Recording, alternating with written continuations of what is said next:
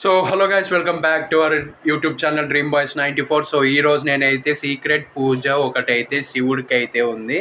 So అది చేశారంటే మీ కష్టాలన్నీ తొలగిపోతాయి, మీకున్న తీరని కోరికలు కూడా తీరుతాయి. సో చివరి వరకు చూడండి, ఎక్కడ స్కిప్ చేయొద్దు. చాలా ఇన్ఫర్మేటివ్గా ఉంటుంది, చాలా డివోషనల్గా కూడా ఉంటుంది. సో చూసిన వాళ్ళు వెంటనే లైక్ చేయండి అండ్ ప్రతి ఒక్కరు సబ్స్క్రైబ్ చేసుకొని బెల్ ఐకాన్ క్లిక్ చేసి ఆలో పెట్టుకోండి. డ్రీమ్ బాయ్స్ 94 ఛానల్ని నన్ను సపోర్ట్ చేయండి.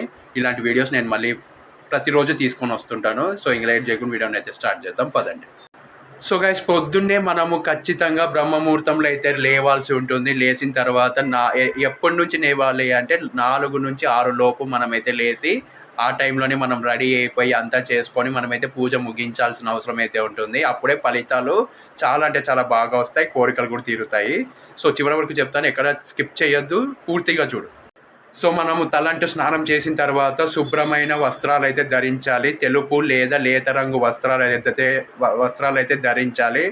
అండ్ ఉతికినవే వేసుకోవాలి. ఎందుకు చెప్తున్నానో చివరి వరకు మీరు చూడండి. ఖచ్చితంగా నేను చెప్పినట్టు మాత్రం తూచా తప్పకుండా పాటించండి. సో పూజ చేయడానికి ముందుగా మనమైతే మనసులో లార్డ్ శివాని అయితే తలుచుకుంటూ మనమైతే ధ్యానం చేయాల్సిన అవసరం అయితే ఉంటుంది. సో ఆ ధ్యానం చేసిన తర్వాత మనమైతే పూజ స్టార్ట్ చేయాలి. అప్పుడే మనకు మంచి ఫలితాలు అయితే వస్తాయి.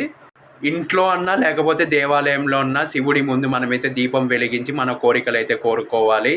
ఆ కోరికలు కోరుకున్నాక మనమైతే అభిషేకం చేయాలి. చేసిన తర్వాత చేసేటప్పుడు కోరుకుంటే ఇంకా చాలా మంచిది. చేసేటప్పుడు మనం అభిషేకం చేసేటప్పుడు మనకున్న తీరని కోరికలు ఏవైనా ఉంటే అప్పుడు కోరుకున్న తర్వాత మనమైతే అభిషేకం పూర్తి చేసాము అంటే మనకైతే అన్ని కోరికలు అయితే తీరిపోతాయి. ఎందుకంటే శివుడికి ఒక పేరు అయితే ఉంది, అడిగిన వెంటనే మన కోరికలు తీర్చే బోలా శంకరుడు అని. సో అందుకే ఖచ్చితంగా మనము ఆ టైంలో కోరికలు కోరితే మనకు అన్నీ తీరిపోతాయి. సో గంగాజలం అన్నా లేకపోతే శుద్ధమైన నీటితో మనమైతే అభిషేకం ప్రారంభించాల్సిన అవసరం అయితే ఉంటుంది. అలా చేస్తేనే మనకైతే కష్టాలన్నీ తొలగిపోతాయి, పాపాలన్నీ తీరుతాయి, అన్నీ మనము కష్టాలన్నీ పోతాయి, ప్రాబ్లమ్స్ పూర్తిగా అయితే సాల్వ్ అయితే అయిపోతాయి.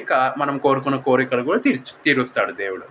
పాలు, తేనె, నెయ్యి, చక్కెర ఇలా ప్రతి ఒక్క దాంతో పంచామృతంతో మనమైతే శివుడికి అభిషేకం అయితే చేయాల్సిన అవసరం అయితే ఉంటుంది. గుర్తుపెట్టుకోండి, ఇవన్నీ ఏవైతే చెప్పానో దాంతోనే చెయ్యాలి మీరు.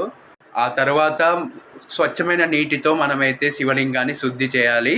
చేసిన తర్వాత మనమైతే పూజనైతే ప్రారంభించాలి. ఓం నమ శివాయ అని మంత్రాన్ని 108 టైమ్స్ చదివి మీరైతే పూజనైతే ముగించాల్సిన అవసరం అయితే ఉంటుంది. ఒకసారి ట్రై చేయండి.